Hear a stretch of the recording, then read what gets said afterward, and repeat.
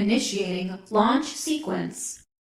10, 9, 8, 7, 6, 5, 4, 3, 2, 1.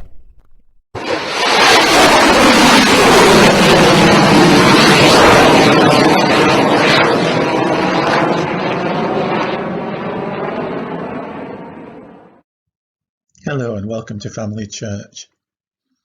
This week the theme is No Fear, and it's the most ridiculous title I can think of because actually everybody's scared of something. If you think about it, elephants are scared of mice, and that means that even the big and the brave and the apparently impervious to fear are scared inside. Even those big strong people who don't look like they're scared of something, believe me. Don't get me wrong, fear can be a really good thing. Babies are born with a fear of falling because falling can harm you, can even kill you.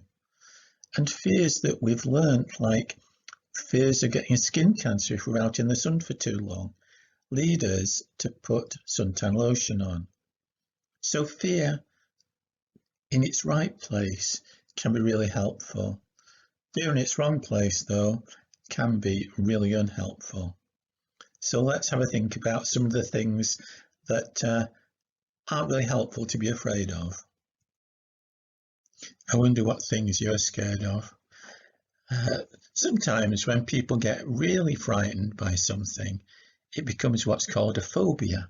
And a phobia is a fear that's really got out of control. I'm going to show you some phobias that seem really weird, and you may laugh at them, but they're very real for the people who've got these fears. So let's see the sort of thing we're talking about. Here's the first one, arithmophobia. Have a guess, what do you think that's a fear of? You're right, fear of numbers. People with arithmophobia can't cope with having numbers to deal with, so they're very, very bad at doing maths. It must be really difficult for them if they need a job as an accountant or something like that. What about nomophobia? What do you think that is? Nomophobia. Fear of nomos. Oh, I've got no idea. Ah, fear of being without your mobile phone. Well, I think a lot of people have that, and quite rightly so. I know somebody who keeps dropping hers down the toilet, and that's something to be afraid of if you need to use it again afterwards. What about this one? Arachabutyrophobia. Now, Arak sounds like spiders to me, so arachibutyrophobia might be a fear of having a spider in a sandwich, an arachnid butty. What do you think? It's actually fear of peanut butter sticking to the roof of your mouth, and quite a lot of people have it. Can you imagine just starting to eat peanut butter and trying to keep it off the roof of your mouth? Must be horrible. How about xanthophobia? It sounds like an island in Greece to me, Xanthos. So fear of living in Greece. Is that what it is? No, it's actually fear of the colour yellow. So people with xanthophobia just can't cope with being around yellow coloured things. That must be tricky. How about ablutophobia? That sounds familiar, doesn't it? Abluto. No idea. It actually means fear of bathing. And people with ablutophobia just can't cope with having a bath.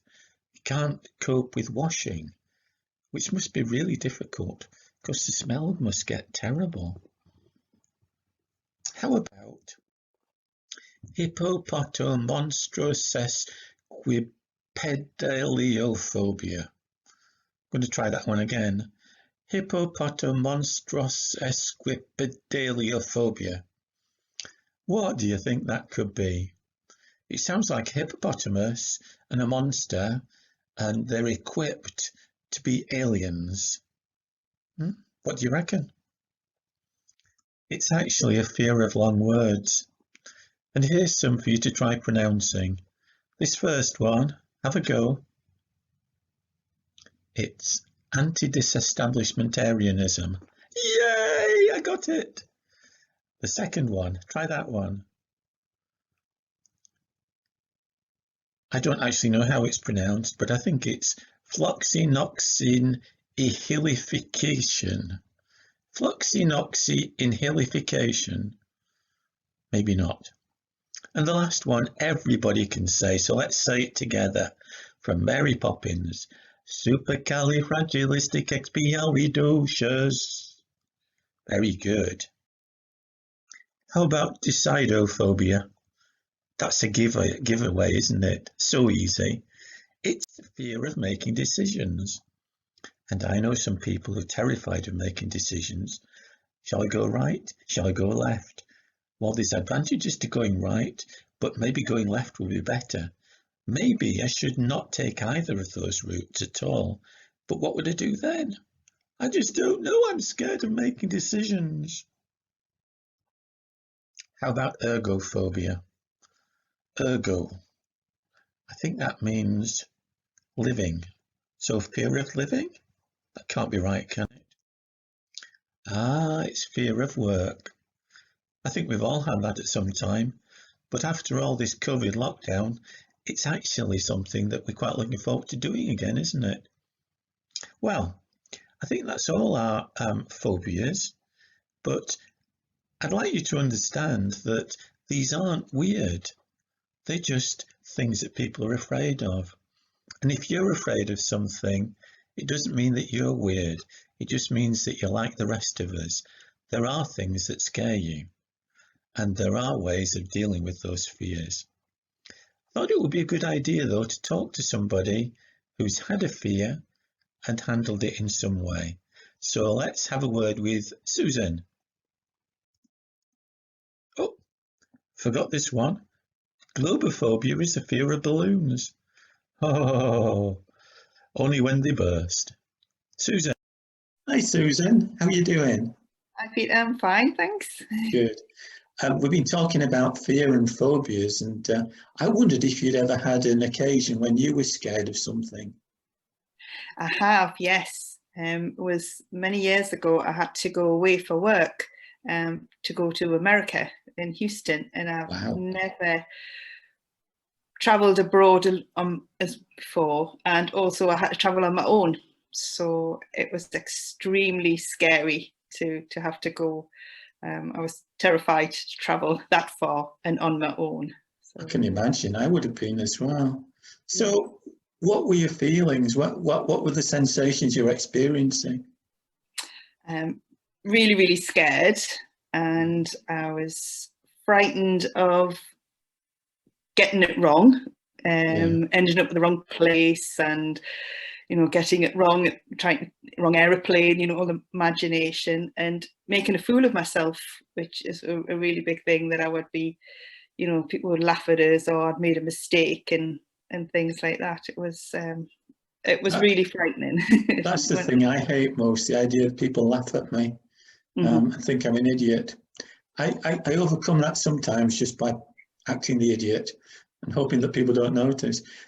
My hands have gone clammy just thinking of a journey on my own across America. What did you sleep before it?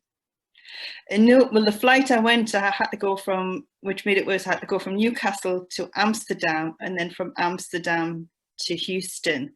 Yeah. It was a 9-hour flight from Amsterdam to Houston, and my fear was going from Newcastle. I had to leave Newcastle at 4 o'clock in the morning, and then travel to Amsterdam. And my biggest fear was that I would get lost in the wrong plane when I got to Amsterdam, or things like that. But it was, of course, I was traveling very early from Amsterdam, and I couldn't sleep. I was so frightened of it, from that. I can imagine. I mean, to me, the thought of 8 hours in an aeroplane is quite scary. Although I love aeroplanes, I hate being confined. I hate being not able to say, "Can I get off?" It's like, stop this aeroplane! I want to get off. Yes. It was the first time I've travelled on a plane as well, so it was Oh, wow. a double combination. So it was quite. You're scary. very brave to go. Yeah. But how did you cope with that, Susan? Well, I think once I got onto the plane to Houston, I felt a lot better getting to that. Before that, I was sort of panicking through every stage and every, situation. But once I got onto the plane going to Houston, I felt a bit of relief because I was on my final stretch, so to speak. Although the thought of having to come back was still on my mind all the way in doing it. But what really clinched it was I did some prayer and a lot of things when I was on the plane, but because I was flying, I had left very early in the morning. It was still dark when I was flying, but when I was flying, it was dark, and the air steward came over and said, because I'd been chatting earlier and said I was frightened of flying and stuff, and she came over to me and she said, just lift the flap on the window. So I lift the flap, and when I looked outside, was the most magnificent sight I have ever seen in my life. It was pitch black outside, but there was this arch of bright red, absolute bright red, just like cresting the earth, and pitch black. And I just felt this amazing sense of peace. And I just thought, God's there with me.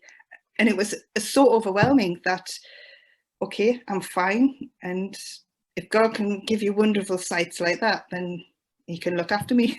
And it was just amazing. And just the sense of peace I felt with it, going there and that. But I still get very, very nervous when I go somewhere new. And if I'm traveling somewhere on my own, I still get very, very nervous about it. But I just sort of think it's okay. Ask people if they're there. If you get stuck, there's always somebody will help you, and to know God's with you, really, I think, in that sense. But don't be afraid to ask, because I went through my whole school life of not asking anything or not doing anything, and I was a bit like that, I must admit. But the three things you've said, I think, are great. First is tell somebody how you feel. Second is distract yourself. And the third thing is share what your journey with God. And I think those three things sound really good. We still have to feel the fear, but do it anyway, don't we? Yes, I think in that sense it helps you. It gets a little bit of adrenaline going in some sense, that you fear, and the achievement you feel when you've overcome that is wonderful, to think. And it makes it a bit more special when you've overcome something, to know that I've done it, that great feeling that you get. Because when I arrived in Houston, it was like I did worry about the fact of coming home, but I did it, and I had an amazing trip when I was there, and it was just so wonderful, and that's lovely. Thanks ever so much, Susan. That's brilliant. Okay, thank you. See you next time. Bye. Bye. Bye. So the third thing that Susan did was to involve God in her fears. I wonder if Mike's got a song that would fit that. Let's ask him. Hello, good afternoon. Can I ask you a question? What frightens you? What makes you scared? We're all frightened of something. Some big things, some small things. But God says to us, do not be afraid. I have called you by your name. You are mine. So, whatever we fear, if we put our trust in Jesus, we don't need to be afraid of anything, not even afraid of spiders or the dark.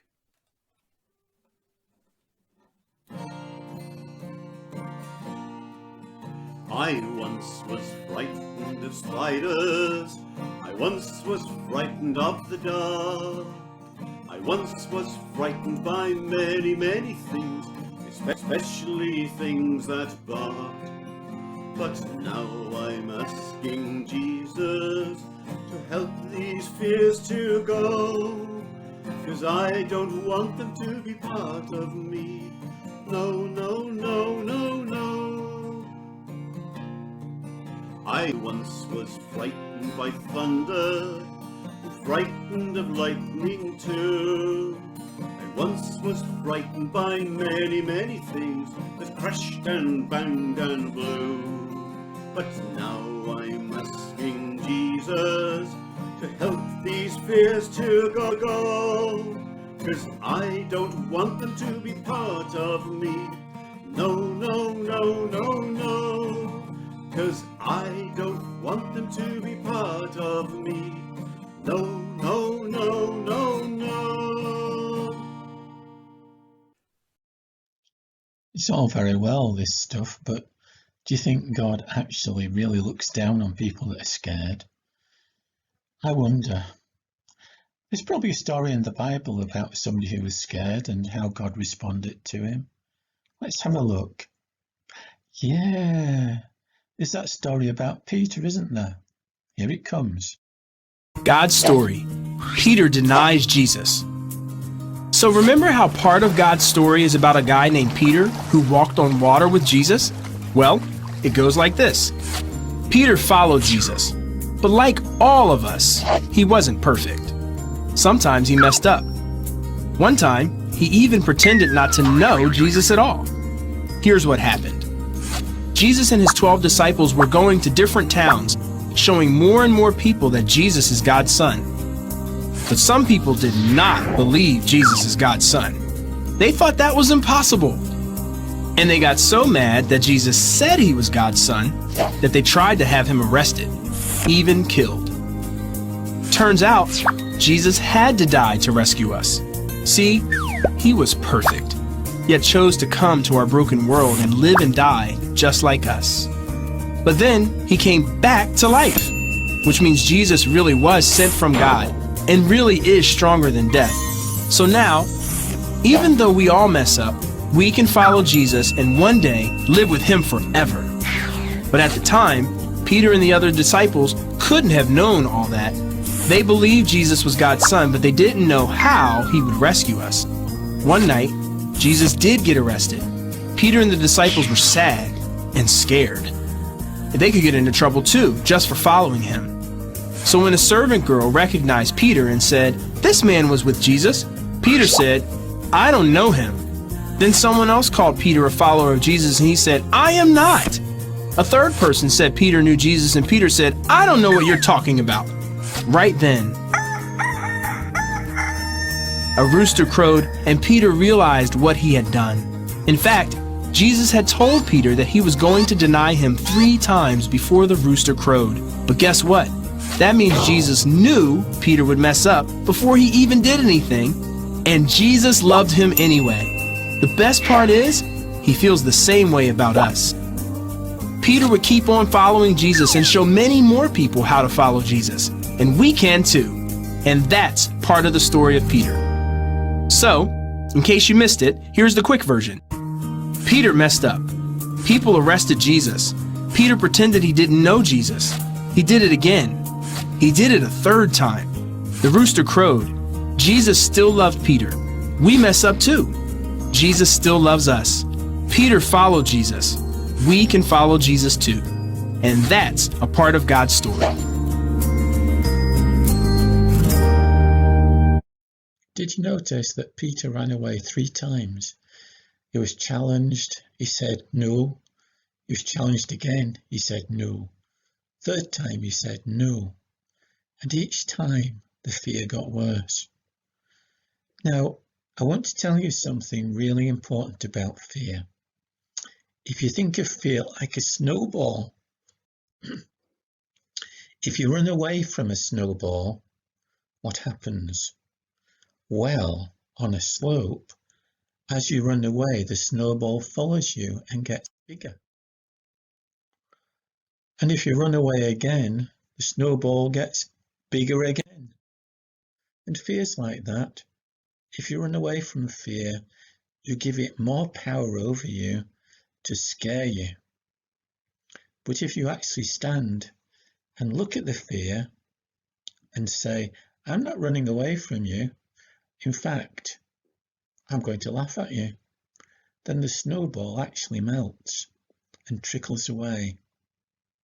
To give you an idea of what that's like in practice, we're going to ask Christine to tell us a story about somebody who faced up to fear in a way that was really good. Christine. Well, I wonder what you're frightened of. I think we're all frightened of something, aren't we? Well, I'm going to tell you a story about a little boy called Jason, who was a very happy little boy.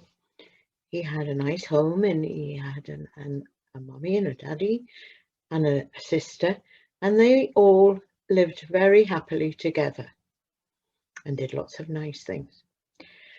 And Jason used to play out with his friends, and he had an amazing imagination, and he used to dream up all sorts of things. When he was having a bath, he was in the ocean, and he was driving a boat on a big adventure. When he was out with his friends, oh, they would imagine they were going on all kinds of adventures to all kinds of different places, and they used to have some great fun. Then one day, a little boy called Peter, well, he wasn't so little, he was quite a big boy, moved into the street. Now, Peter came, and they all realized that it would be hard for him because he was new and he needed to make some friends. So they decided that they would help him to make friends. And they did. But Peter decided he wanted Jason to be his friend. He didn't really want to play with the other boys. He just wanted to play with Jason. And that's what started to happen. He used to go and call for Jason, and Jason would go out and they would just play, the two of them. But I'm afraid that Peter wasn't very kind. Peter was a bit of a bully. Do you know what a bully is? Well, he used to shout in his face. He used to punch him. He used to kick him. Sometimes he would pinch him. Sometimes he would jump out and frighten him, just to make him scared. Not because it was funny or, playing. It was nasty. He was really not very kind. And Jason didn't like it. Jason would ask him to stop and he wouldn't stop. So Jason started saying no, he wasn't going out to play. And more, Jason just stayed in the house. And his mum noticed. And his mum was quite worried.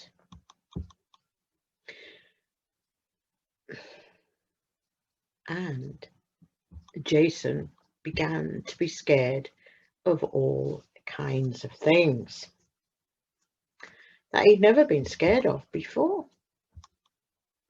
He didn't like leaving his mummy's side. He used to hold her hand and look behind when they were walking along and think that somebody was going to jump out on them. And she realized, and she thought, what is wrong with Jason? And he used to go to bed. When he was in bed, he didn't like the dark. He imagined that the suitcases on top of the wardrobe were big boulders and they were going to fall down on top of him at any moment. Every night he added to the things in his bedroom, so he became more and more scared. In the corner of the room where his underwear was, in the drawer, he said to himself, oh, there's a spider, tarantula spider in that drawer. I know there is. I just know it. And then the next night, it was a crocodile under the bed. And he was really, really scared. He was snuggling right down. Oh, so frightened. And also when he went to sleep, he wasn't sleeping as well. And when he was asleep, he started having dreams And then one night he had such a bad dream that he woke up with a start and he was screaming and shouting and crying. And his mum was really worried. She came in and she said, Jason, what's wrong? I've had a bad dream about a bear and it jumped on me and it was hurting me and it was going to eat me all up. Oh, I'm so scared. She said, Jason, it's all right. There's no bear here. It's just me. You're okay. Don't be frightened. So Jason calmed down. And she said, Jason, what's wrong? And Jason said, I don't like the dark anymore. And he told her all about the different things in his room, and the crocodile under the bed, and the tarantula in the drawer with his underpants, and the boulders on top of the wardrobe. And she said, Jason, those things are not real.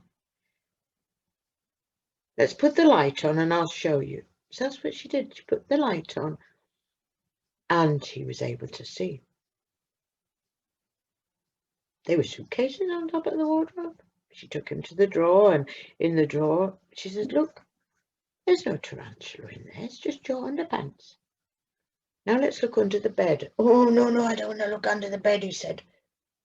Come on, she said. And she lifted up, had a look, and he went. He wasn't sure. And then he saw there was nothing under the bed. So she said, look, what we'll do is every night now we're going to leave the light on the landing and then you can see there's nothing to be frightened of.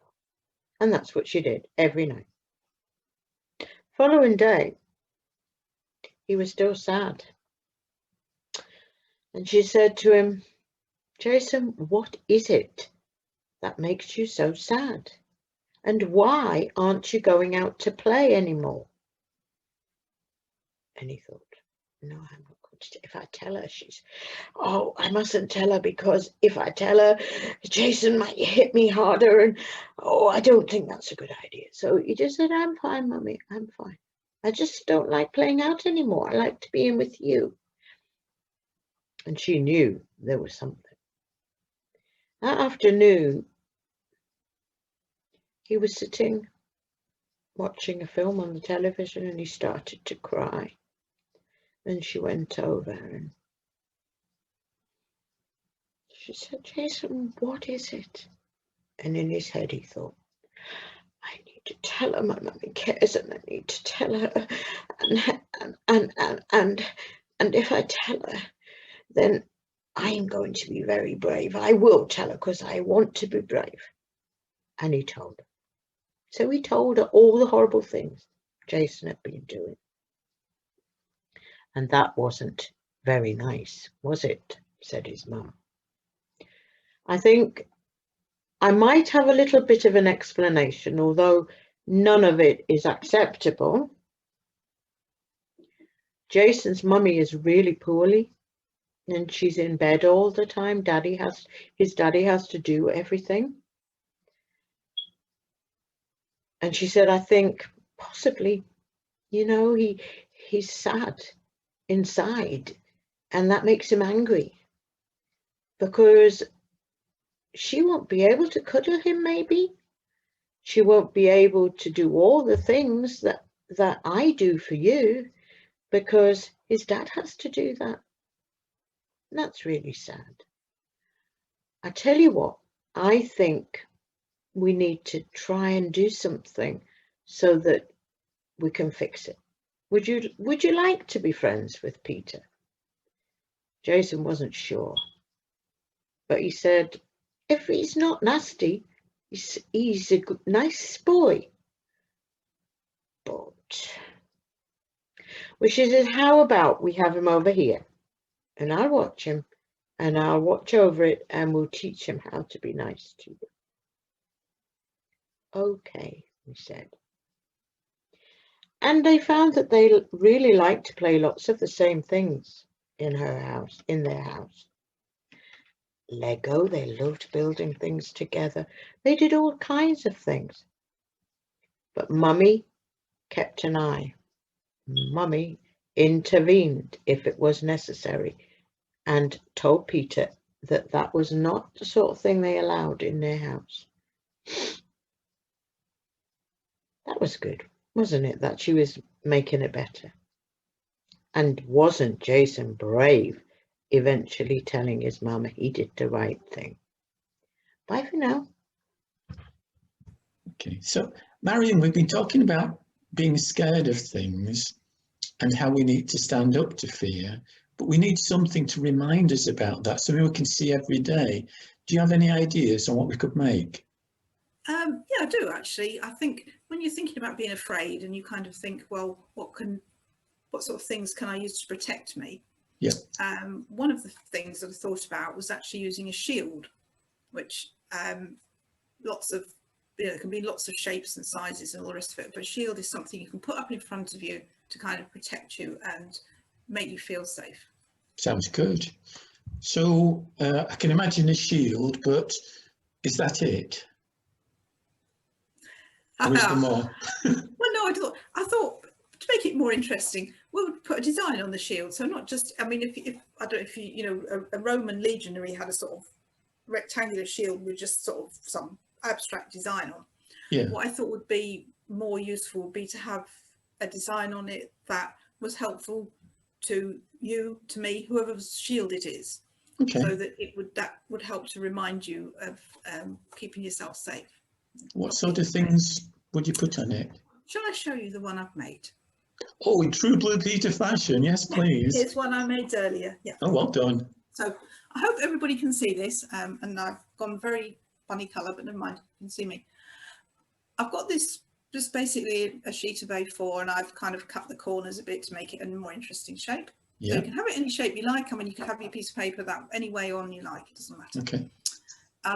I divided it into quarters, so as I thought maybe 4 things to put on it would be simple and manageable. And I put on mine, as you can probably see, a lion. I see the lion.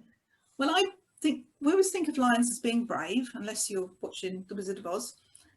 But for me, this lion was a reminder of Aslan from The Lion, the Witch and the Wardrobe, and it was a really lovely character and all the rest of that. So lions are brave, and we know that, and that is kind of a reminder that that's what they are. I do love that bit where Aslan breathes into the children's faces and they become brave because he's sort of breathed bravery into them. Yeah, and they trust him and they feel comfortable with him, don't they? And it's a lovely story. And I thought, well, there were lots of pictures of. This is a picture from the internet. There were lots of pictures of lions, but this one reminded me of him, and so that's why I picked that one. Yeah. Then in the middle 2 boxes, so to speak, I've got 2 things that I enjoy doing. So one is reading, that's by the books, and the other is knitting. So there's some wool and some needles. And I put those on because if I'm feeling a bit nervous or a bit afraid about something, then those hobbies can help you to sort of escape, forget about them, remind you that you're you, all those reasons for doing things that you enjoy doing. It's a bit like a coat of arms, isn't it? It is, isn't it? I'm not clever enough to do one of those really swanky ones where they have the sort of, the lion and the unicorn on the other side and all that sort of thing. But it's a bit like saying I'm Marion and I'm brave. Yeah. And these are 2 things that tell you a little bit about me. Obviously, you could get carried away and have lots of things on, but I think you're trying to keep it fairly clear and simple for somebody with a simple brain like me. And I see a rainbow. What's that for? Yeah. Well, I thought it would remind me that when things don't look very good, and so, I mean, obviously this is a white cloud, but things being cloudy, not being very good, somewhere there's a rainbow at the after that. And it still reminds you too, I think, of after the flood and Noah's Ark, that God put a rainbow in the sky. Yeah. For me, the thought of being on a boat in a flood is a complete, one of the most scary things you could ever imagine for me. So I don't do boats. No, not me. So the rainbow is a reminder of that, really, about what comes after the bad things sometimes. Good idea, yeah. And you've got something written across the bottom which keeps floating in and out of. What's that? You probably can't see that, can you? Or can it's you? me cataracts. I can't see because of them. It says, do not be afraid. Trust in the Lord. Oh, that's nice. And you could put your own words, of course, if you wanted to, but that was just kind of seemed to be simple and to the point. Right. I must admit, I think what I would put is a song from Ishmael, which is "I'm Not a Grasshopper." I don't think I know that one. And it's just. I was going to say, would you like to sing it for me? But maybe you wouldn't. No, better not really. We're about the same level of ability, aren't we? No, it's Ishmael saying, "I'm not a grasshopper, I'm a giant in the Lord." And it's just a reminder that with God, you can do anything. So right. I love that design, Marion. Thanks ever so much. Thank you. Anybody can make it, personalise it, and put it up on the wall just to remind themselves before they set out each day. This is who I am, and I can cope with it. Yep. Thanks. That's lovely. Pleasure. See you next time. All right. Bye-bye. Bye for now. Well, that's the end of Family Church for this time. We're going to play out with a song called No Longer Slaves. And it's all about belonging to God and that belonging, that relationship, taking away a lot of our fear. So here it is, No Longer a Slave to Fear. See you next time in a couple of weeks. Bye for now.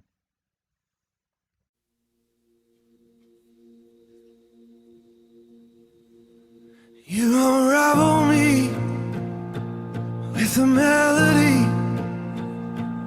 You surround me with a song of deliverance from my enemies, till all my fears have gone. I'm no longer a slave to fear. I am a child of God. I'm no longer